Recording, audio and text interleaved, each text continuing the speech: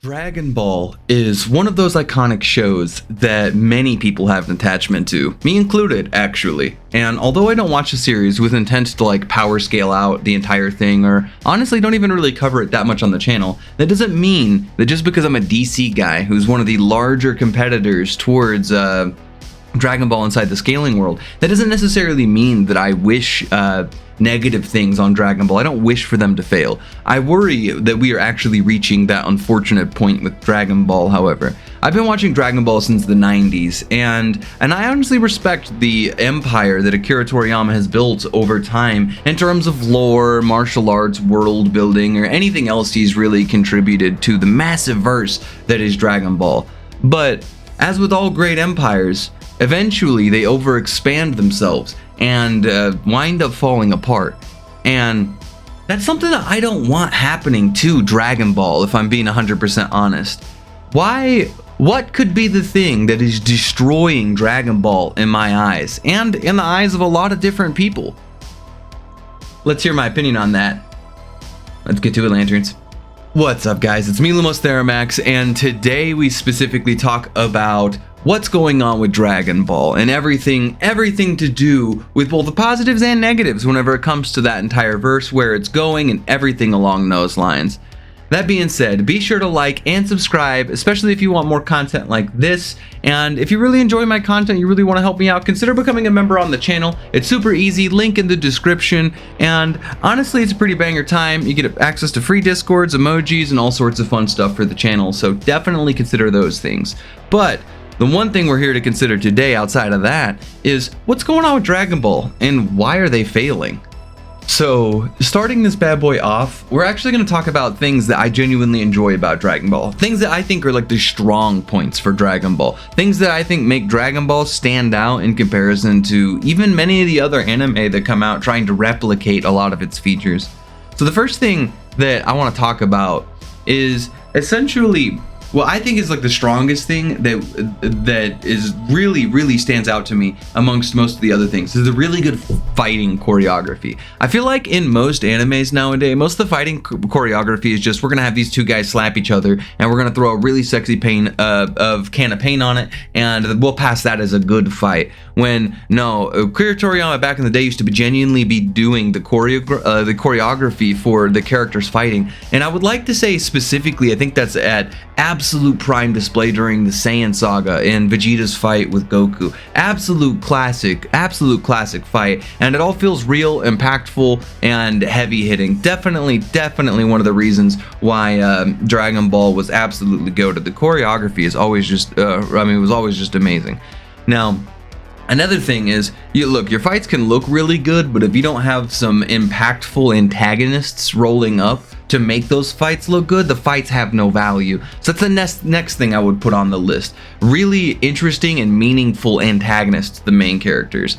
Because there are some, and I would point probably most specifically towards like late Dragon Ball and into Z for the most part, but like think about some of the most goated like villains we have in this verse, man. King Piccolo was really sick, awesome. Raditz rolled up immediately afterwards. I mean, you've got Vegeta post that, then Frieza post that. Like, we have some iconic villains, and on top of that, these guys are like genuinely interesting villains. You have your ruthless evil villains with like Frieza. You have your henchmen to him, kind of like Raditz. You've got Vegeta, obviously, who's an entire archetype of edgy main character slash side character, or not side character, but like secondary character, that's an entire trope inside anime now. So like, clearly the antagonists are something that really stuck out in Dragon Ball, and that's something that I think they should be known for, because they're quality. They really are quality.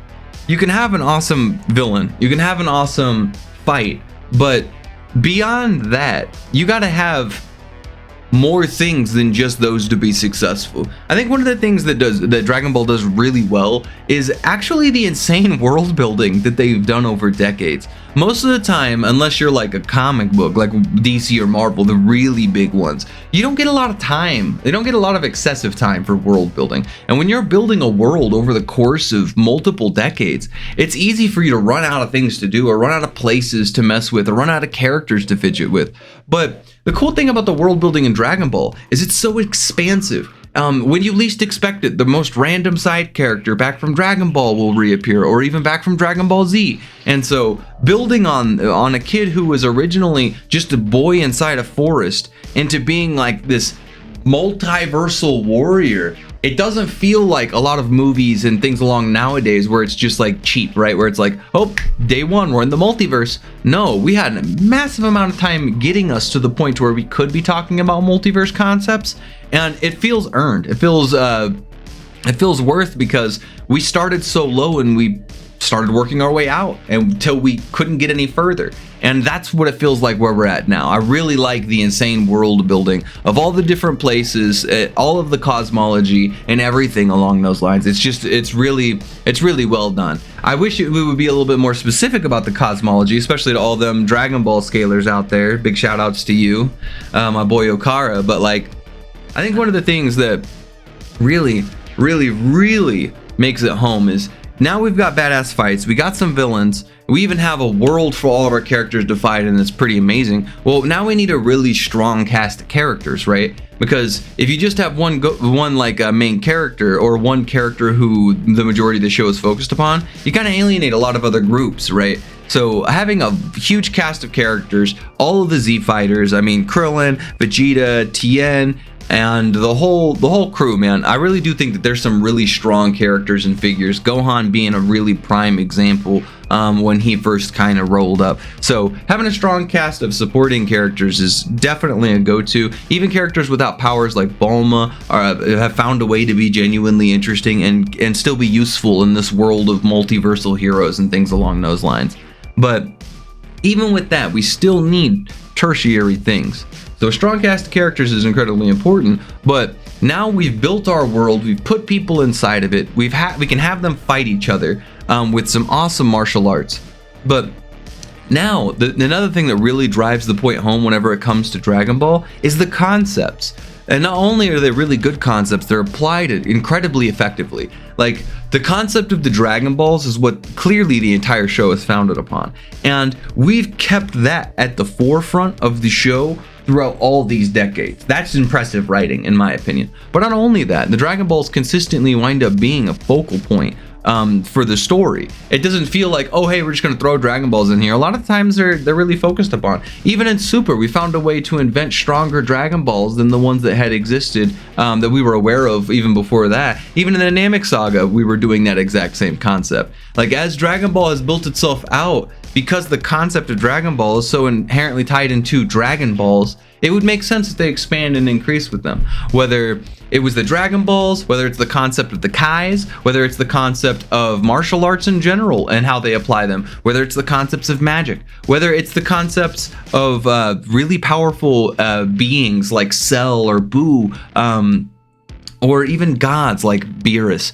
I think all of those ideas, not just the character, but the idea, the role of a destroyer, a god, or the role of a Kai, or the role of Kami, all those things are really interesting and very well applied.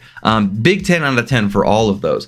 And I think the final thing is sometimes people don't respect timelines, or like a certain thing that happened in the timeline or whatever. But that's the cool thing about Dragon Ball, is they have different venues for pretty much all sorts of different medias. You don't like anime? Well, guess what? They have a game. You don't like Japanese? Well, guess what? They have it in English. You don't like the canon timeline? Guess what? There's GT. There's Heroes. We could be here all day on the many different medias of Dragon Ball that essentially are out there, making it incredibly accessible to pretty much anyone, if I'm being honest. And that's something that makes Dragon Ball really unique, because there are a lot of different animes that are out there, but I don't think any of them are accessible as Dragon Ball, which is genuinely impressive, especially for a guy who's in the United States talking about a multimedia organization that takes place in Japan. It's actually pretty incredible.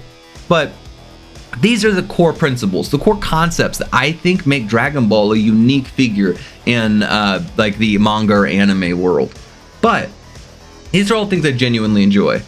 Let's talk about the things that I think are killing Dragon Ball, unironically. So now to the real meat and potatoes of this video. Look, everything before this was the happy-go-lucky stuff, and the majority of people I'm sure have clicked off at this point in time, so if you're still here, you're about to get the drop, okay? Because look, Dragon Ball's got problems, and I've been harping on this for a very long time because I'm tired of Dragon Ball being subpar. But Lumos, why is it subpar? How could Dragon Ball be failing, dude? They're so popular. Okay, so failing to me is when they fail to reach me as a fan. All right, that's what I'm talking about when I'm talking failure. So, what is failing to me? Okay, issue number 1, failing to me is the recent arcs of Dragon Ball have been pretty subpar, very subpar. Now, obviously, if you're an anime head, you won't feel this as much simply because we just continued in the movies with the anime stuff, but we didn't do anything. We haven't covered any of the Moro stuff or anything along those lines. Super unfortunate. But we'll get to that later.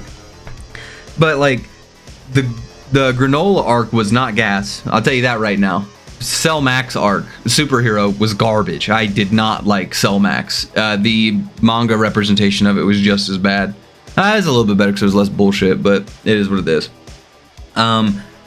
The arc before that, Moro, was good, but ended poorly. I really actually liked the start of Moro, but it just ended absolutely generic-y, which was super lame. And I think that oftentimes whenever you have a series of arcs that go bad, people begin to give up on your franchise.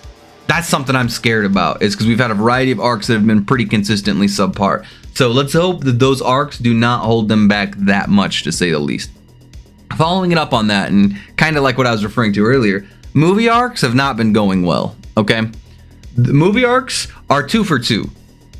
And the problem is you had like, the Battle of Gods, which was good, even though not really a lot happened in it. Then you have Revenge of F, which was bad. It was just blatantly bad. I'm not gonna lie. There wasn't a heck a lot of value going on in there. I want to say so much, but there are things further down my list, so I can't. Yeah, movie arcs in general were just bad. Revenge of F was translated into the anime. I don't even think it got a manga adaptation. Following that, we had the Broly movie, which was really good. I'll admit it was pretty good, although there were some elements to it that were kind of lame. And of course, the newest one, Superhero. You already hear my feelings on that. I thought Superhero was like downright garbage. Some of the most out of character things I've seen, and honestly, just we had a whole movie to explain Gohan being garbage. Like, come on, bro. Like that's just lame. And depending on the movie, they won't even feature it in the anime or the comics. Like, that's another thing, is the movies are so inconsistently introduced or considered canon to like other sources. That's so irritating. But the movie arcs have been super unfortunate with bad pacing. People act way out of character for what feels like no reason, or they're just or they have like a bad adaptation from the movies into other medias. So just really unfortunate in the movie department. And you'll notice that a lot of the problems I was just discussing in this last little category actually roll into this next one, because they're kind of intertwined, not quite the same thing, but similar. Okay, so problems with like adaptations from the movies into the anime or even the manga, like, it's led to a lot of different things. I'm not gonna lie, it's led to people choosing their own canons.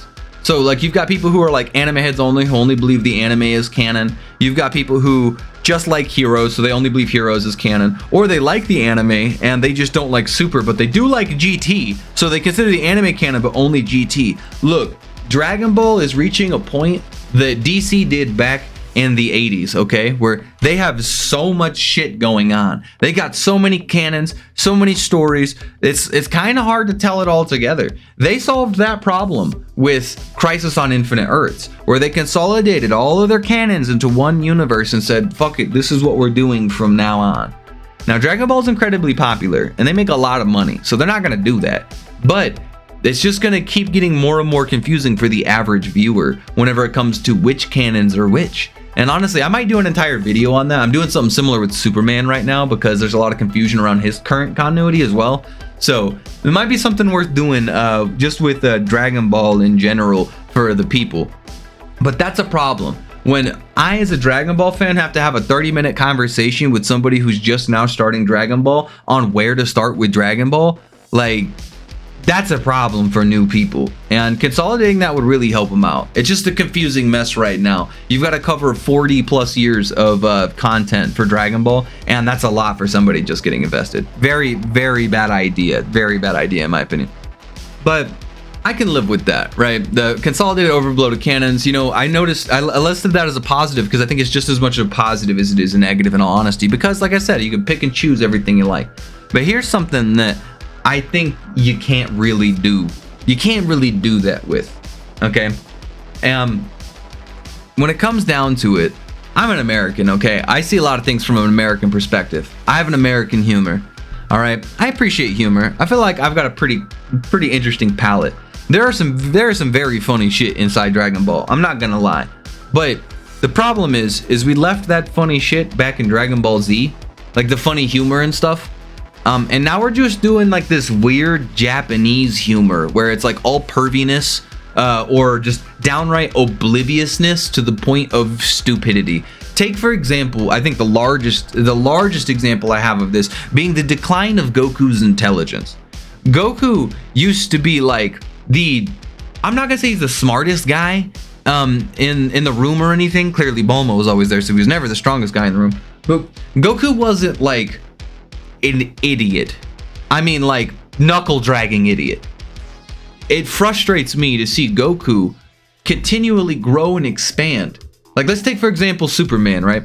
If Superman is moved on, not only did he become more powerful, but he became more wise and he became more intelligent. Okay, there's two separate fields. Goku has somehow never learned to be wise. He keeps making the same dumb mistakes, and there's no character development for him anymore, which kind of sucks. He just keeps derping. The fate of the multiverse is at hand, and he's derping all the time, like for comedic effect. I understand the use of comedic effect. I think comedic effect can be a very dangerous thing. Some people only watch the original Dragon Ball for the comedy that was in there. Now, I ain't saying it was always goated, but better than what we're getting now. And I feel like that kind of humor is very alienating to the Americans, because like whether it's just Goku being an idiot or whether it's like Master Roshi just like perving out like crazy, it's one of the problems of the original Dragon Ball, like weird pervy moments, bro. The Japanese are crazy about that stuff, but I don't know, it's just cringe to me, okay? And cringe humor is infecting Dragon Ball, and characters' very concepts as time goes on. Feels bad to lose genuinely solid character like the anti-heroic Goku to just the derp version we got as time went on. That's just Goku, and this next little bit kind of rolls into that a little bit. That one was a little bit more Goku centric though.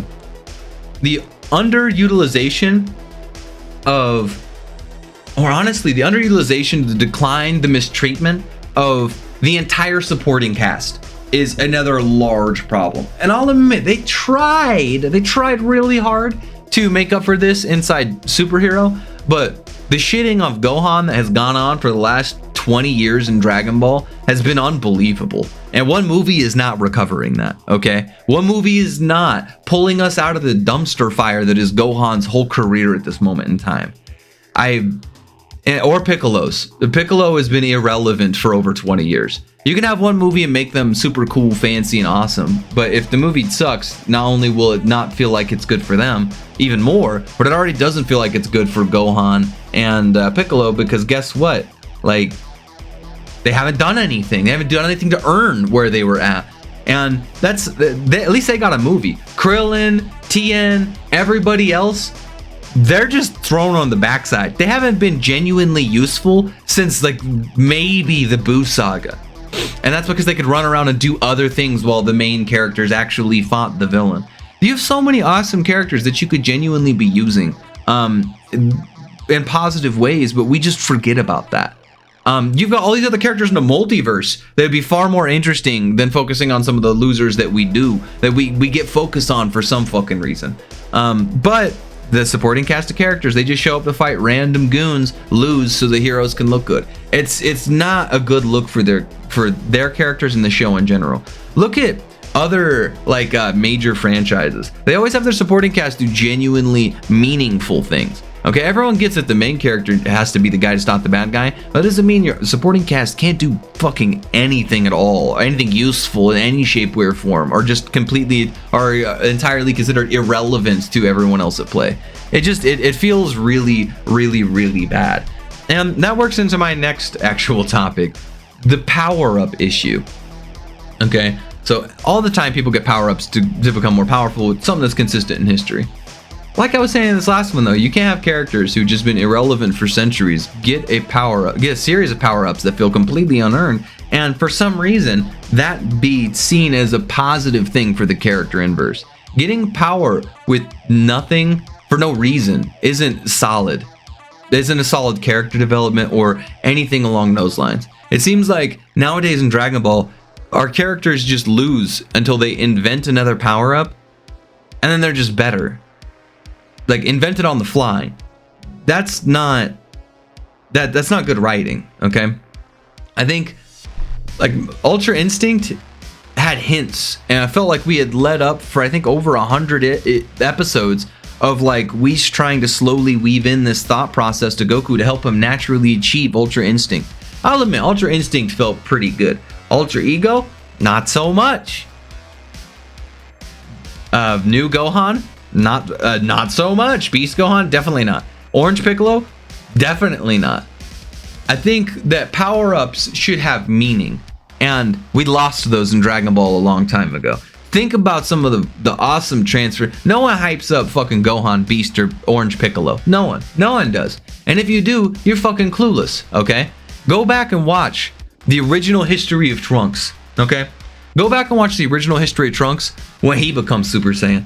That shit felt real, okay? That's what a new form felt like. It felt like there was sacrifice. Something had to be lost in order for this character to gain that level of power. That's what I'm after. That's what I want out of the transformations that we should be getting inside Super. Instead, we're just getting handouts, honestly. Just blatant handouts. Even Super Saiyan God was literally just a free power-up that required 5 noble souls to come together. It was just lame. So we need to invent a way to make these power-ups feel more believable and more impactful. That's for sure. You notice how pretty much everything here is fit inside this circle that I've been building this entire conversation. What is this circle? Well, the ultimate conclusion of this circle, which are all these little points I've made a constellation out of, is that everything here is bad writing. Look, I love Akira Toriyama. I think he did a really good job for a long time. But I think at a certain point in time, you need to let go of the reins. All right? And that will mean struggle. I know a lot of people aren't a big fan of Toyotaro, but I liked a lot of the stuff Toyotaro gave us throughout a variety of different arcs. Goku Black and Moro, I think, are two of the most interesting villains who've shown up. Like genuine villains who have shown up since like Free Cell Saga, I would say. Like, Boo was cool, but he was just a walking meme. Beerus isn't even really a villain, right? Like, Jiren wasn't even really a villain, really. He was more of a protagonist than he was a villain. Bad writing is something that's holding us back. It's holding Dragon Ball back in the modern age. We're focusing too much on irrelevant side shit, not focusing enough on the things that genuinely matter, that made Dragon Ball great. It sucks as a Dragon Ball fan to watch the slow and steady decline of one of the best anime franchises of all time, and to see people somehow hyping it up as if it's a good thing. Like these changes that are clearly subpar. If you've ever watched OG Dragon Ball or Z, saying it's some of the best content that's ever come out. It's just unfortunate. I don't want to attack too much of Dragon Ball because there are some good things going on out there, but like Heroes is just literal fan fiction. GT was also, I think, pretty essentially the exact same thing. And fan fictions are cool and stuff, but there's no genuinely good story there. It's just kind of explosions and fistfights, which is not why people liked Dragon Ball originally. Okay, Dragon Ball was a whole wealth of things. It just so happened that people focused on the fighting later on. Because it was shiny and cool. But that's not what I define why I like something.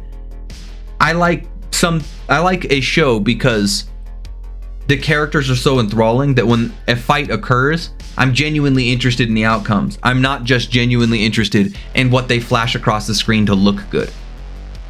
But that's just the rants of me, man. I don't know. So hopefully these goons can pick up Dragon Ball and actually fix its many issues, because I'm not a fan of where it's going and really what's been occurring in the more modern age.